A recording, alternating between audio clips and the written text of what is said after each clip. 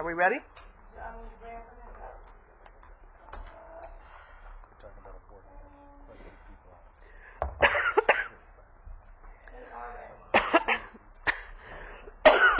Okay then. I'd like to call to order a meeting of the Ventura County Air Pollution Control Board, and it is Tuesday, April 8th. I apologize for the delay. We'll get underway. Please join me in the Pledge of Allegiance to the flag. Ready, begin. I pledge allegiance to the flag of the United States of America and to the republic for which it stands, one nation, under God, indivisible, with liberty and justice for all. Thank you, and we have before us the minutes of the meeting of March 11th, and the request is to continue to May 13th. Move continue. Second. A motion and a second to continue. Any objection to that? Hearing none, so ordered. Item 2, 3, we have public and consent agenda items. Time for citizens who wish to speak to this body to do so. I don't have any cards submitted. Anyone in the public? Hearing and seeing none, we'll move forward with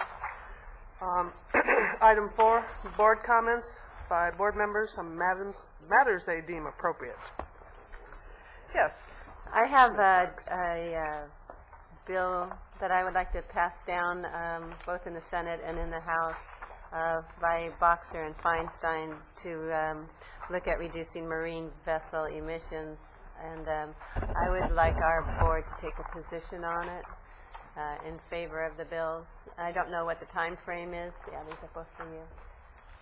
But I know we can't take action today, but this follows our platform, so I would think if there is a short time frame in getting support letters, that's something that we could do without board action, because it supports that.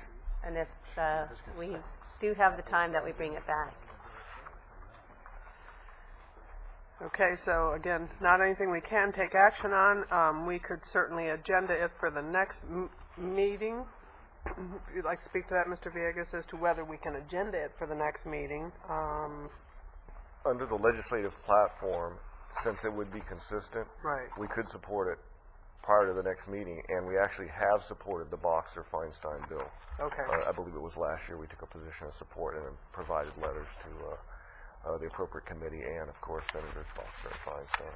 But I understand now there's a bill in the House we can from Solis, that it parallels this one, so we can take a support on that one. Okay. So again, members can certainly take to your respective bodies for individual support too. Thank you, Ms. Parks, for providing that to us. Any other comments by members? Seeing none, we'll move on. There will not be a closed session today, and we have consent agenda item number 7 before us. Move the item. Second. Motion and second to move the consent item. Hearing no objection? Hearing no objection, so ordered. Thank you. We'll move now to our regular agenda, starting with item number 8, and there was a handout provided on item number 8, and we'll have the staff report. Mr. Villegas. Chair Long, members of the board, I'm Mike Villegas, Air Pollution Control Officer. This first slide is the language in Health and Safety Code that gives the district authority to assess fees. The next slide is the language we see attached to the many mandates that are passed by the state legislature, directing the district to take on new programs related to air pollution, especially stationary sources, and our enforcement program. And as you can see from this language, with the new mandates, funding isn't forthcoming, and it's expected that we're going to assess fees to cover these new programs. Our permit fees for renewal fees, in essence, are emission fees for larger sources. The positive side is these emission fees reflect the source's impact on air quality. And for example, if you had straight equipment fees and you had 2 facilities operating turbines, and yet one was utilized at a much higher rate, with equipment fees, they would both pay the same amount. With emission fees, the one burning more fuel pays a higher renewal fee. One of the downsides we saw at the start of basically in late 90s and 2000 is, as you adopt rules to drive down emissions, you also drive down your revenue. And this was a concern that I've heard from your board and others.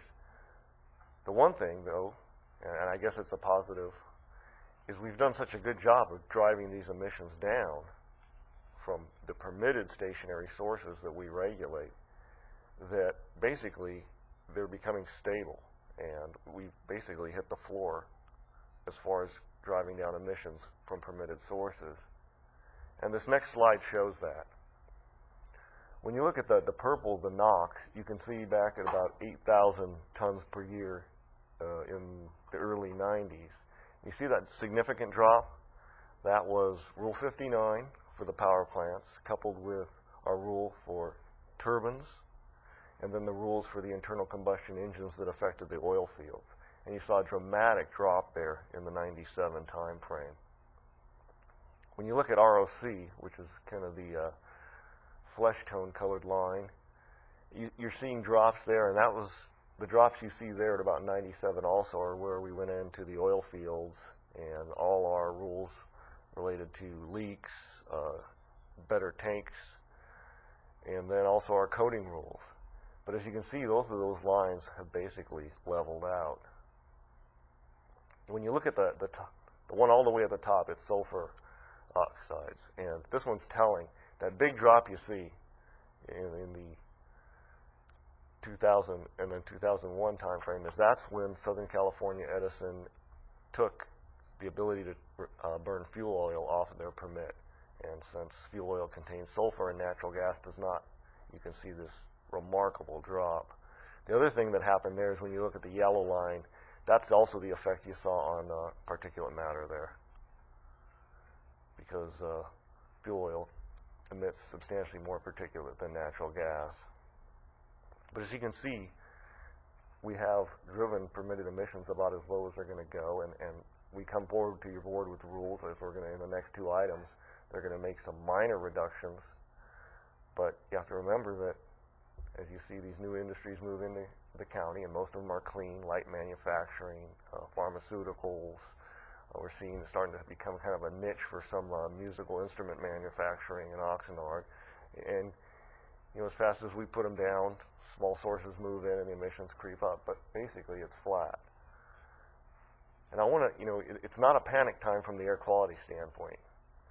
When you look at the overall trends, which you'll see next month in the Air Quality Management Plan, you'll see that the trend lines are dropping much lower, because what's not shown here is all the effect of the incentive programs, or the fact that we're registering the agricultural engines, the fact that motor vehicles, heavy-duty trucks, construction equipment emissions are being driven down in the 2015 time frame.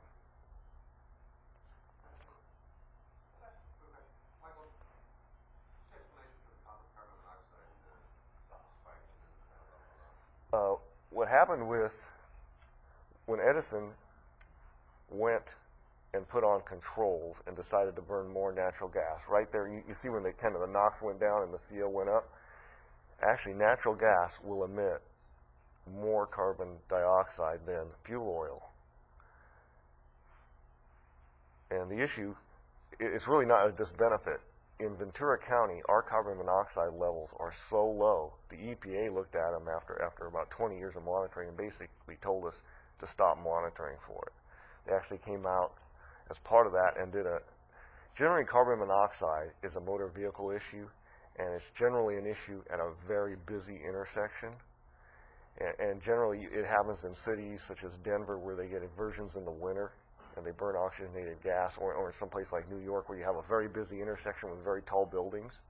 You can have a carbon monoxide hotspot. What they did is they came out to a couple of the busy intersections of Ventura County and found no problem. And then we looked at, there was the ambient air quality standard was here, and we kept monitoring down here. They just basically said, you don't have a problem.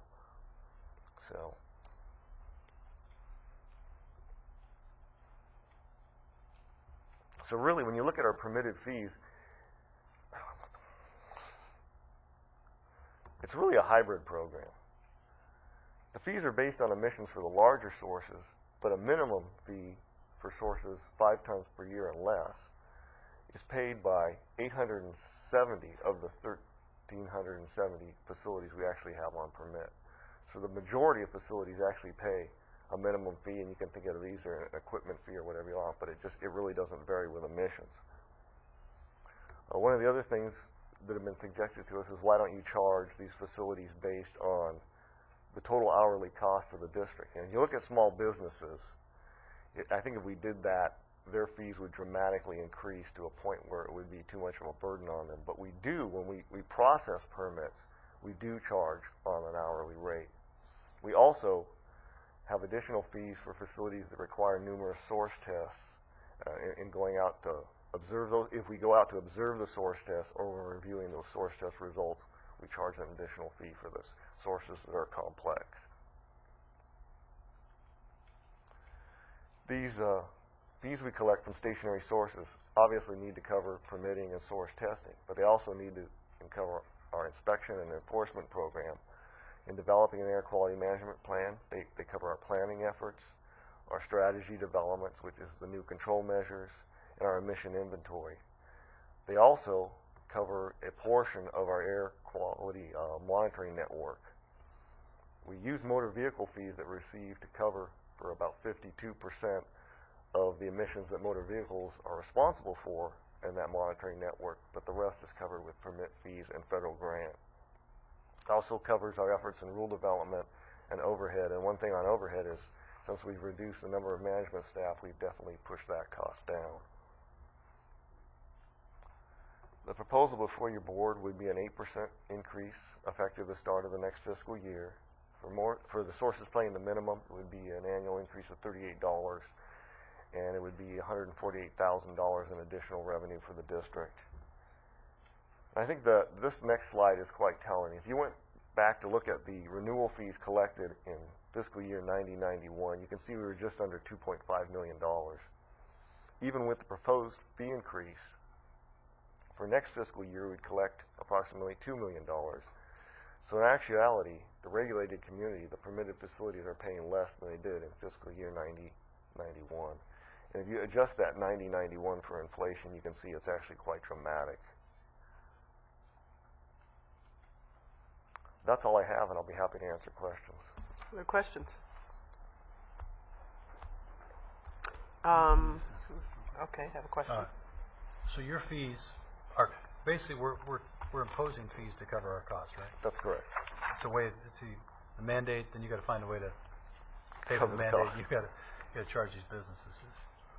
And I read here that your advisory committee didn't recommend a proposed change. Yeah, and it's interesting, and I'll go into that. What happened is, as you're aware, your board's standing committee is really the budget review committee. And last year, there was an individual on the advisory committee that wanted to form up the advisory committee to review the budget. I went to the standing committee, and the response was, no, that's the board's purview.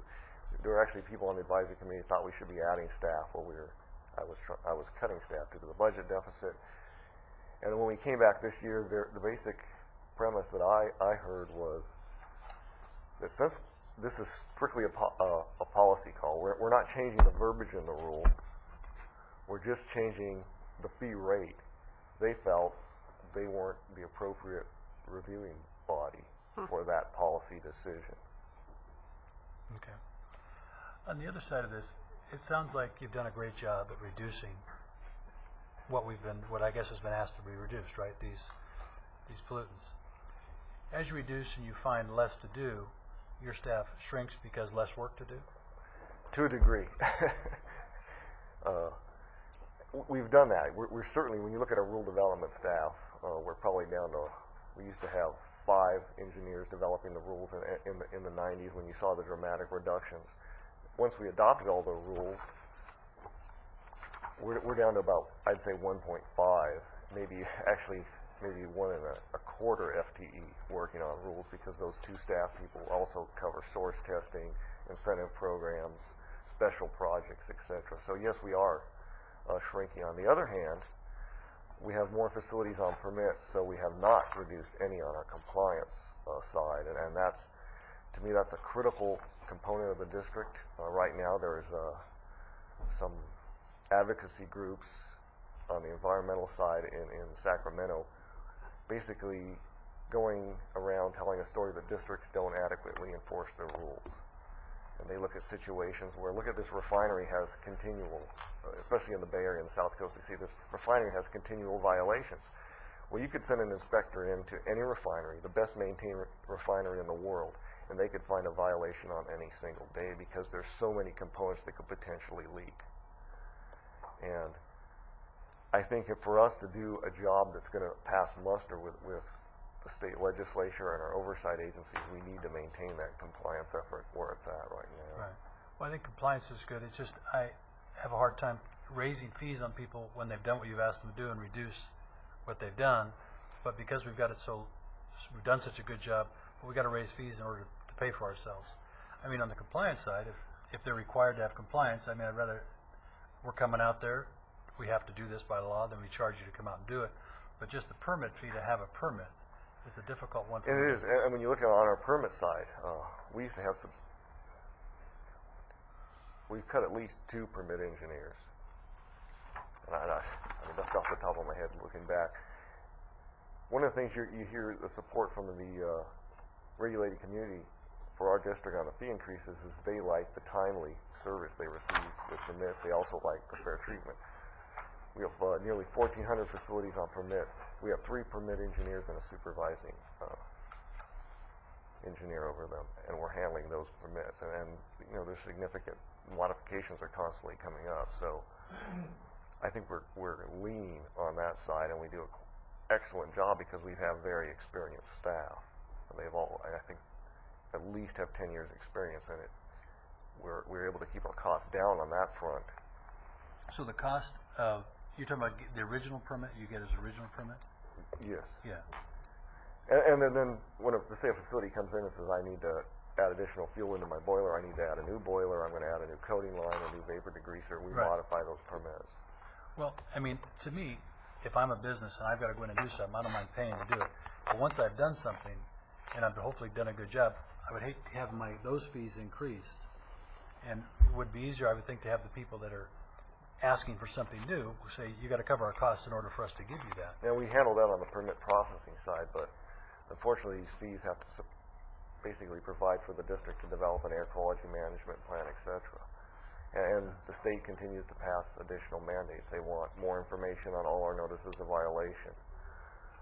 For example, the federal permitting, Title V, we have an excellent permitting program in California, and some of your board members were here when the feds decided they had a new plan for permitting that was going to equalize all the 50 states. And what they did is they basically turned our permit program into a much more burdensome permit program for the major facilities, for the large facilities. And literally, some of these facilities, their permits would be in a notebook about this size to cover this federal program. We didn't get an additional emission reduction out of this. Right. We spent a lot of our money, they spent a lot of their money, and actually we implemented that new program without adding any staff, and we did not assess other than the processing fees to do the work. Right. I know you have you got a cost to business. I just don't want us to get it so expensive that you talk about all these nice, clean businesses are coming, which is the kind of business we want, and they start going, man, it's so expensive to do business here. We don't want to have them go someplace else if possible. And I think the other thing is, certainly compared to a neighbor district to the north, our fees are a little more in line. They're lower. They're more competitive? Yes. I mean, because that's what business, like, what's the most competitive place for me to do business, right? Yeah. Okay, thanks. Other questions? We do have a speaker card on this. Yes. I'll make a comment here, and that is just in relation to that. And I completely recognize the frustration that any business must feel that I do better and my fee goes up, even though I'm admitting less. But what I think has to be added to that analysis is you actually need a healthy air pollution control district out there to sort of make this all work. And the businesses, I think, recognize that we do need to have a healthy air pollution control district.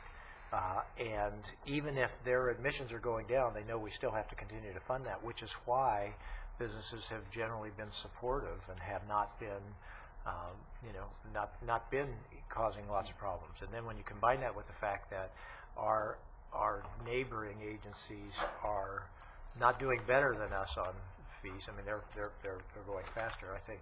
So I would add that to the mix. Is that it's, if their admissions go down continue to go down, but we still have to do all of the monitoring. We still have to work with the state. We have to exist. I think they recognize that's part of doing business, is supporting reasonable, and I think Mike's done a great job of trying to keep costs down, cut employees, et cetera. So I wanted to just get that out there on the radar screen. Thank you. Any other questions? If I might, I'll call up the one speaker card that's been submitted, and it's Kevin Wright, representing WISPA.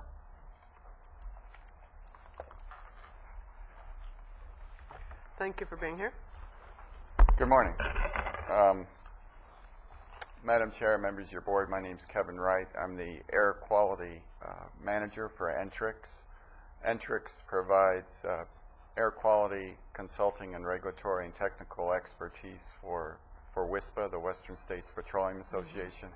I personally have been working with the Ventura County Air Pollution Control District for over 15 years, either as a consultant or as an operator. So I'm very familiar. I have a good working relationship with Mike Villegas, Keith Duvall, and Kirby Zazula of the district staff.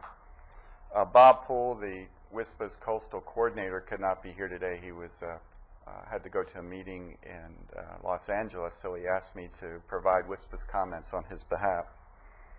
WISPA would like to briefly comment on the district proposed increase for permit renewal fees and Rule 42 amendments effective fiscal year 2008-2009. WISPA understands that the projected district expenditures will exceed revenues for fiscal year 2007-2008, and the district will absorb this cost through their fund balance. However, WISPA further understands that the fund balance will fail below targeted ranges adopted by your board after year 2013.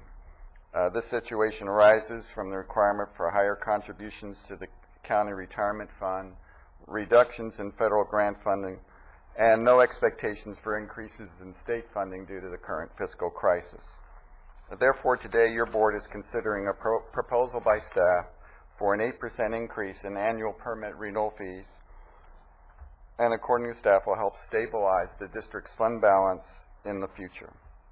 WISPA's Coastal Air Strategy Group represents the permitted oil and gas production facilities in Ventura County, Santa Barbara County, and San Luis Obispo County.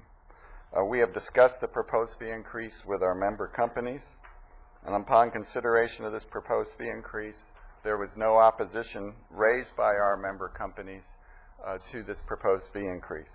We believe this is for the following reasons: your staff's efficiency and cost effectiveness in processing permits for our member companies, management and staff's fair and reasonable rulemaking development process, and the implementation of policies for the oil and gas industry, the district's willingness in past fiscal years to share the burden of offsetting increases in costs through FTE adjustments. The proposed fee increase is for a single increase this year and does not include any future fee increases, and staff's commitment to explore opportunities to stabilize and increase federal and state funding, which is successful, could reduce the amount of increases in the future. Therefore, WISPA and its member companies greatly appreciate the opportunity to provide comments to your board today on this proposed fee increase. Thank you very much. Thank you, sir. Any questions regarding comments? Very thorough, too, and thank you very much. Okay, seeing no questions. No further public comment cards submitted. It's before the commission. Yes. Second. So motion is second to move the recommended action. Any objection to that motion? No objection. Just like to compliment the regulated industry for taking the time to come down here and make those comments. It's helpful for us to know that. Thank you. Okay. And also, Madam Chair, for the record, the letter from the CETA Yes. supported. Okay, no objection. The recommended actions are approved. We'll move on to item 9, which is a public hearing to adopt proposed amendments to Rule 74.12 surface coating. Mr. Villegas.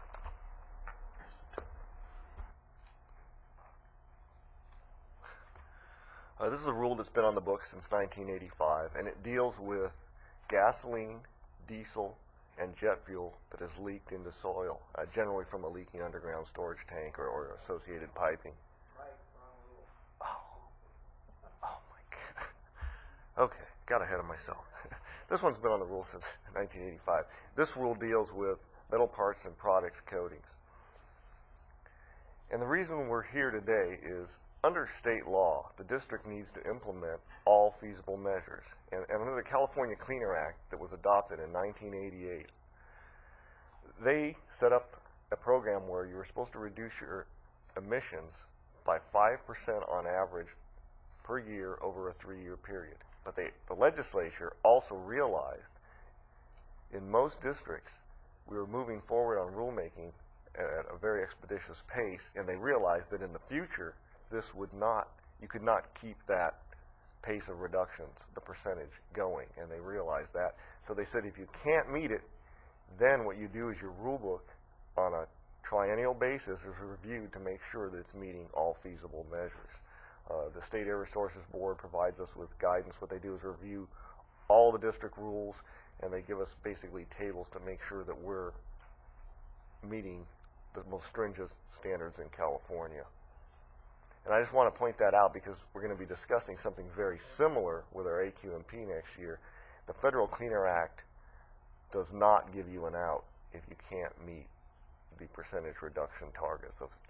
So that's just a unique change that California foresaw and that the federal Congress did not.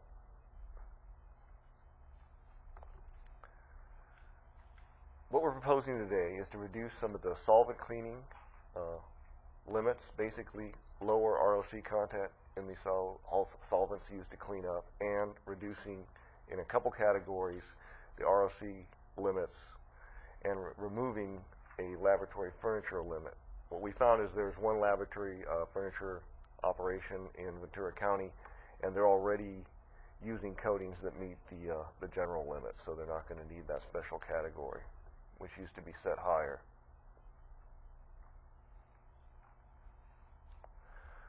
To give you background that these limits are achievable in Ventura County, of the 53 operations in Ventura County that we have on permit, 29 are already complying with the solvent limits, 33 are already complying with the new coating limits prior to any rule action by your board.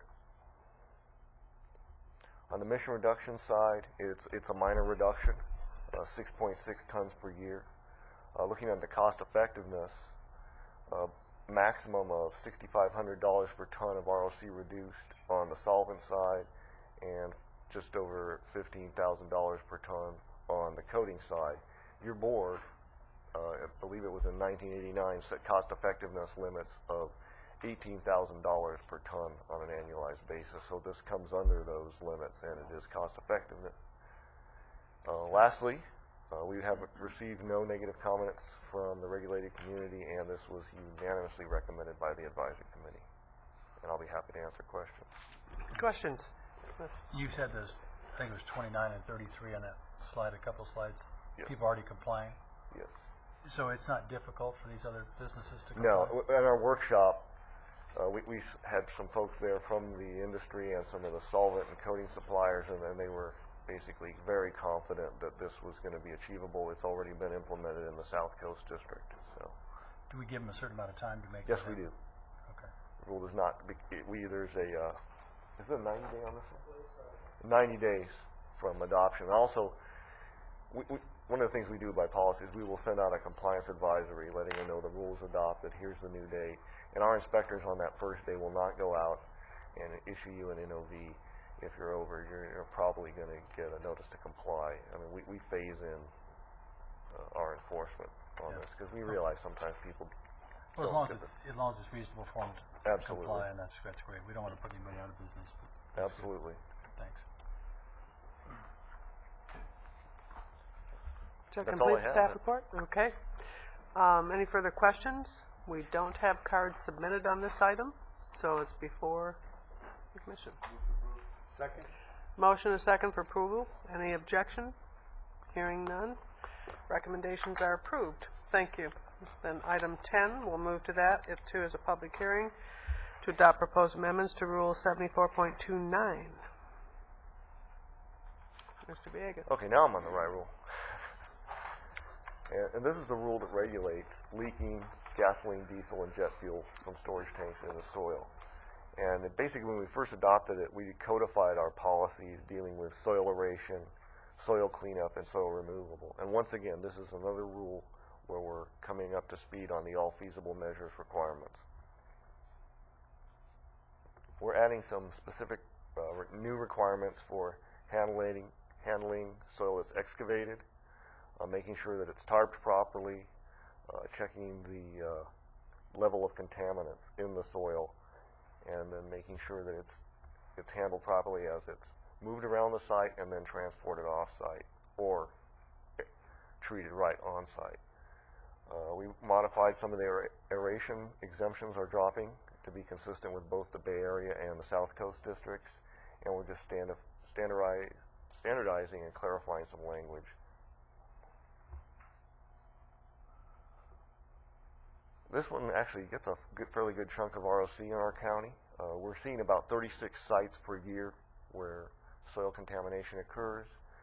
Looking at the average emissions from those sites, we're looking at about 50 tons per year that this rule amendment will actually be able to reduce. And it's basically going to do it through better, more timely tarping of these piles.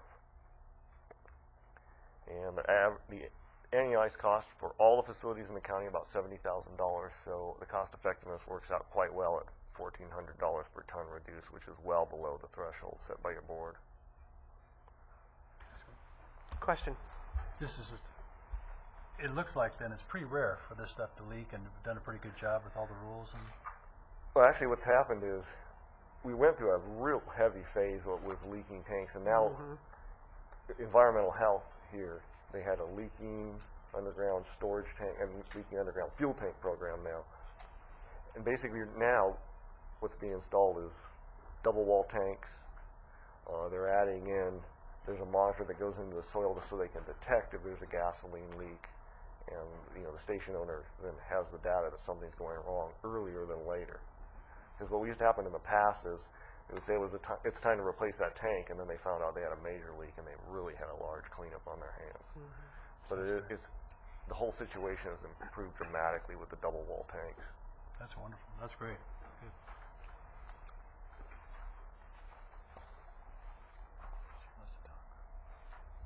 We have a question? I do. With the removal of the exemption fee on Rule 44, do you expect a decrease in the estimated revenue to the district?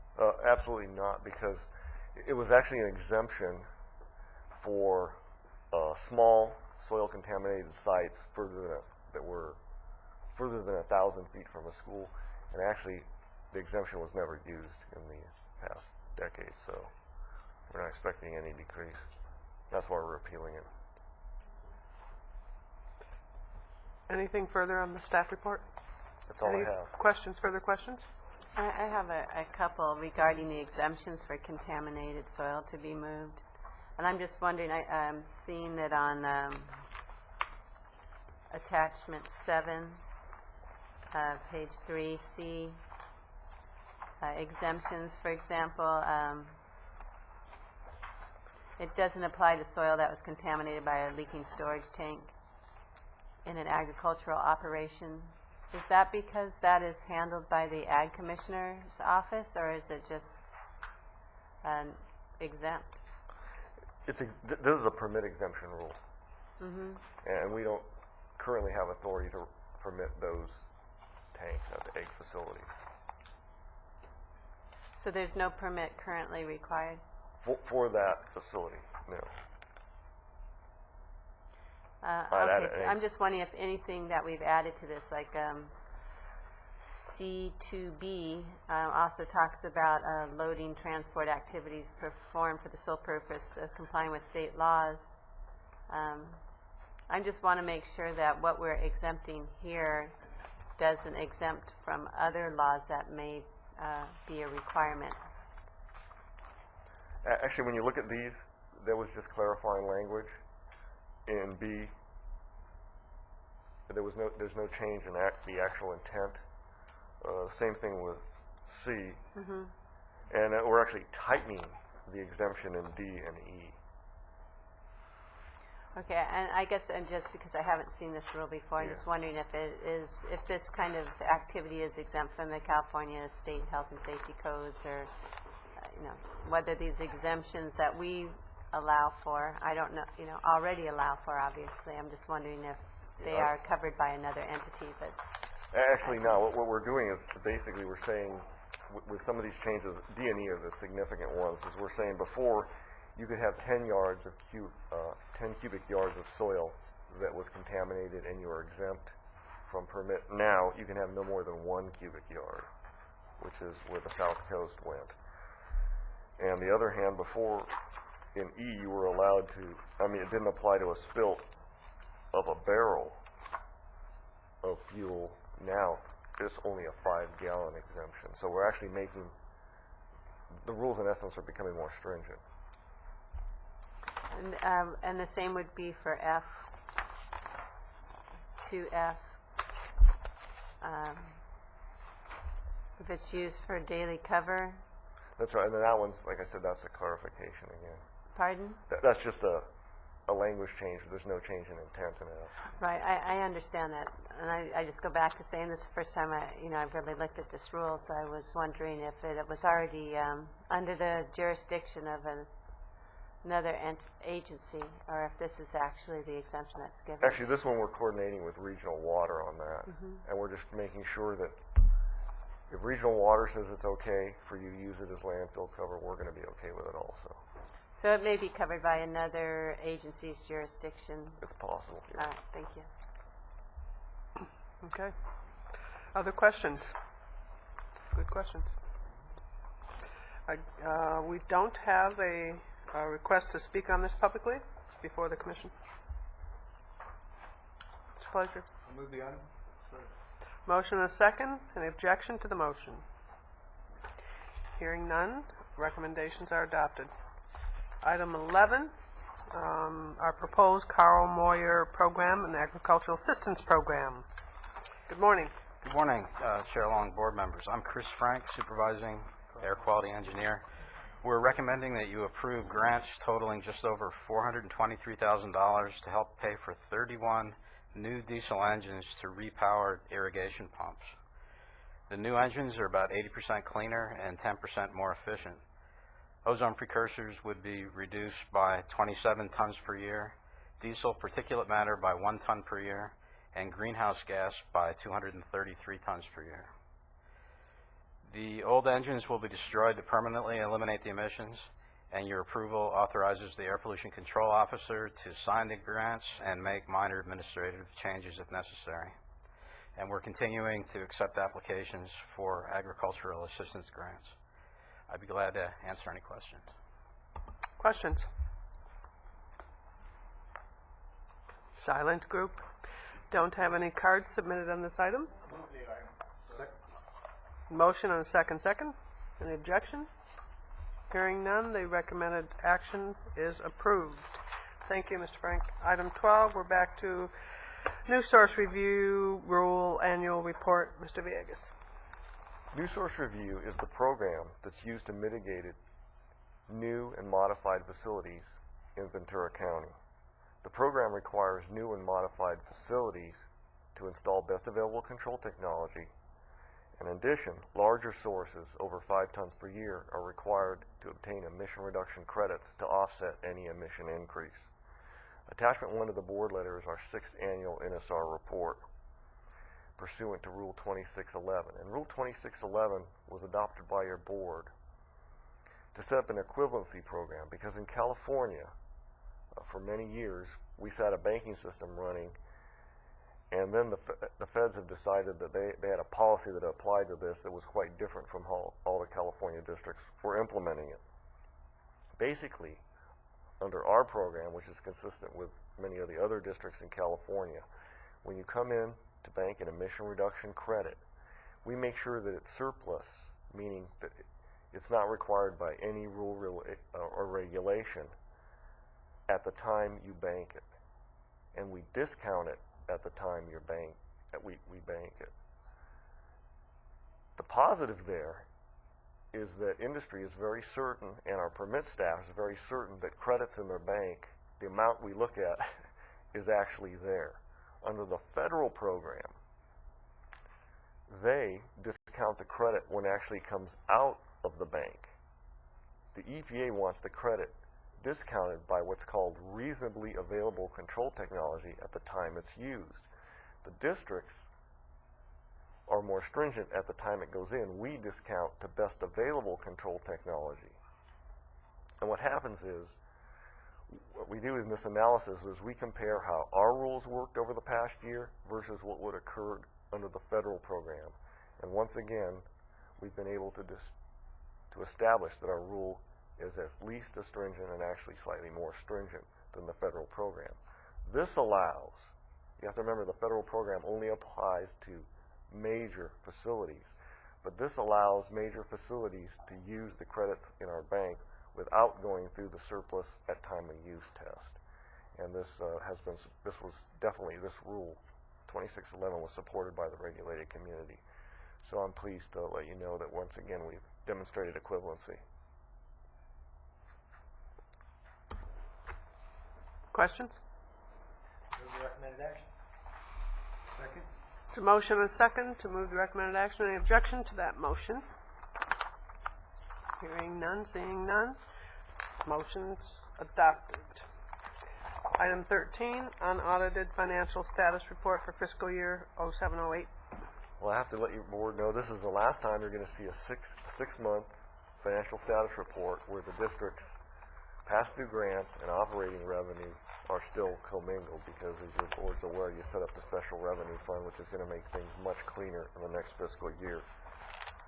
When you look at the financial status report, you see that realized revenue is less than the adjusted budget by approximately $3.8 million. And the majority of this change is from the fact that we've transferred this revenue into the special revenue budget. So if you looked at the operating side, revenue would actually be $143,000 above the budgeted amount. On the expenditure side, once again, the estimates are going to be below budgeted appropriations.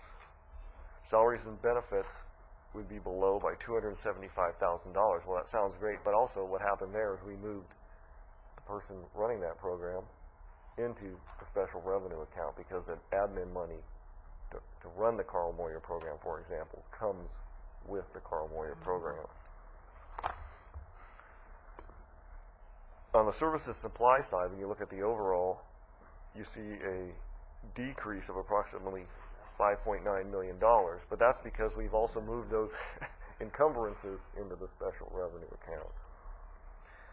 So when looking at just the operating side, our expenditures on services and supplies would only be under the budget by $91,000. On fixed assets, we'll actually be above budget by $7,700, and that's because of the need to replace some monitoring equipment.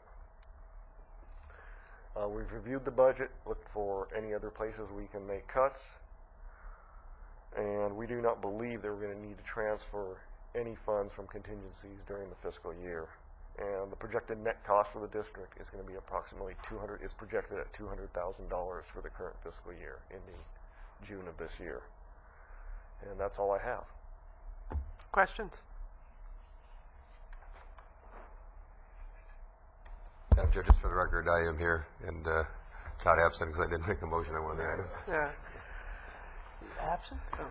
Okay. Are there questions on this item before us? Perhaps Mr. Holden would like to make the motion. There you go. No Second. questions and no public cards, so there's a motion by Mr. Holden and a second by Mr. Sharkey. Okay, any objection to that? Hearing none, so ordered. Thank you, sir. And our final item is a receive and file on correspondence agenda. Is there a receive and file motion? So moved. Motion and a second. Objection? Hearing none, seeing none, so ordered. We will be back together in May. Okay, and do we anticipate then we'll do the first budget review, or Actually, no, the first budget hearing will be the in June? second week in June. Second week with in June, budget okay. adoption, the fourth Tuesday in June. That's right. Next month, we're looking to have the air quality management plan. So. Okay, all right. So in June, we'll have 2 meetings for the record, okay. All right, no further business before the district. We are adjourned. Thank you. Thank you, staff.